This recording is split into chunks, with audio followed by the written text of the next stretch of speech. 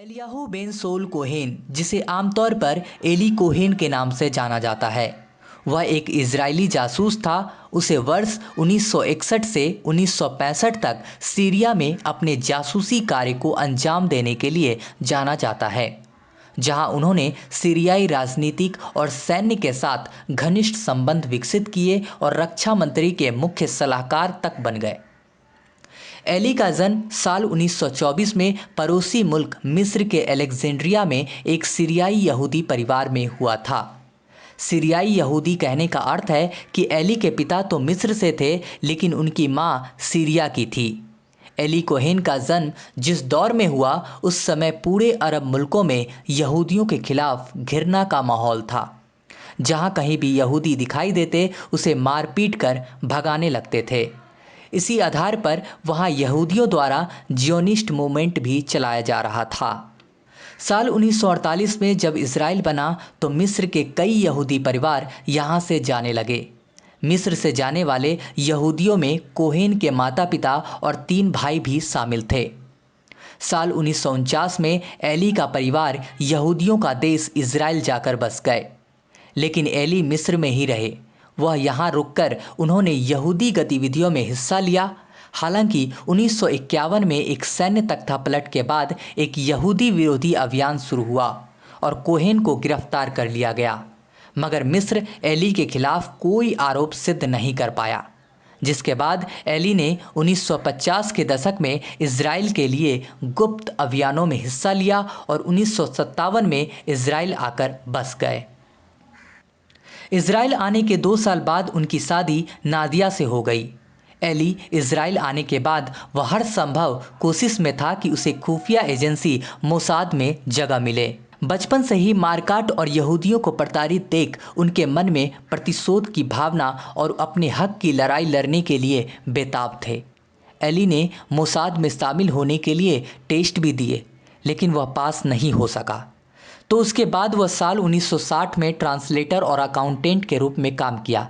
लेकिन एक समय आया जब मोसाद के डायरेक्टर जनरल मीर अमीत को सीरिया में घुसपैठ के लिए एक विशेष एजेंट की तलाश थी।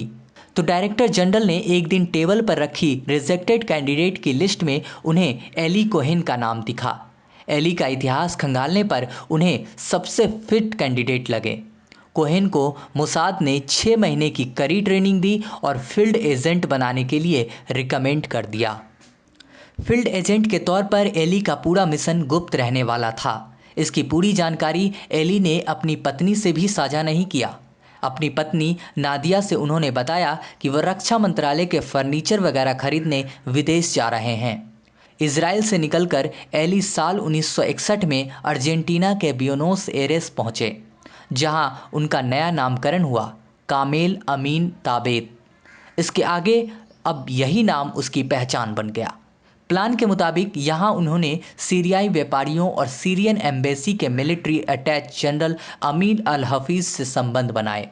उन्होंने बताया कि कैसे सीरिया से आए उनके माँ बाप ने अर्जेंटीना में अपना बिजनेस फैलाया और अब उनके देहांत के बाद वह अपना वतन सीरिया वापस लौटना चाहते हैं और ये सारा पैसा वहाँ के विकास पर खर्च करना चाहते हैं। तमाम मुश्किलों से बचते बचाते वह आखिरकार सीरिया पहुँच गए। सीरिया पहुँचते ही एली ने देखते ही देखते सीरिया में गहरी पैठ बना ली और देश की एक छोटी से छोटी खबर उन्होंने रेडियो ट्रांसमीटर के जरिए इजराइल भेजना शुरू कर दिया।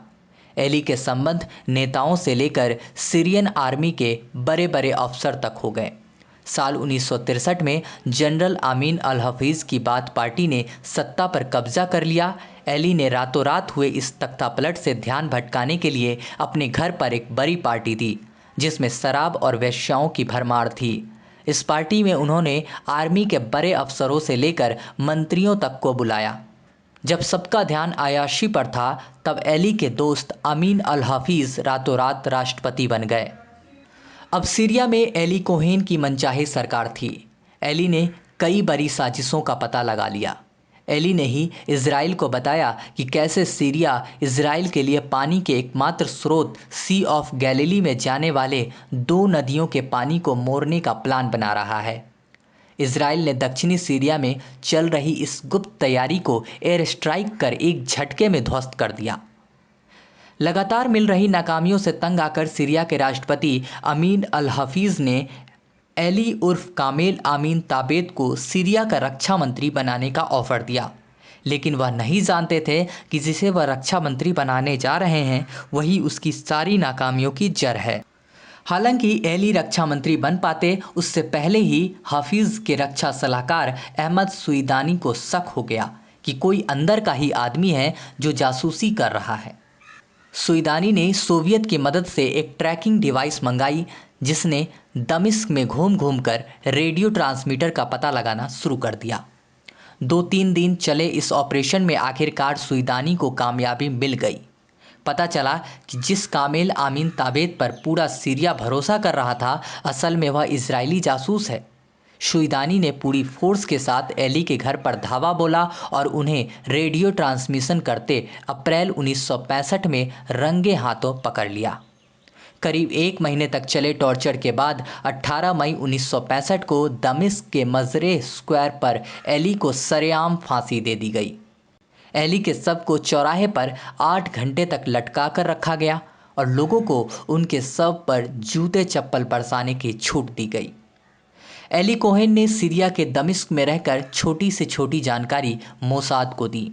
सीरिया के पास कौन से हथियार है, कब कितने जवानों को कहां पर तैनात कर रहा है, घुसपैठ के लिए किन रास्तों का इस्तेमाल हो रहा है जैसी बेहद संवेदनशील जानकारियां इजराइल के पास थी।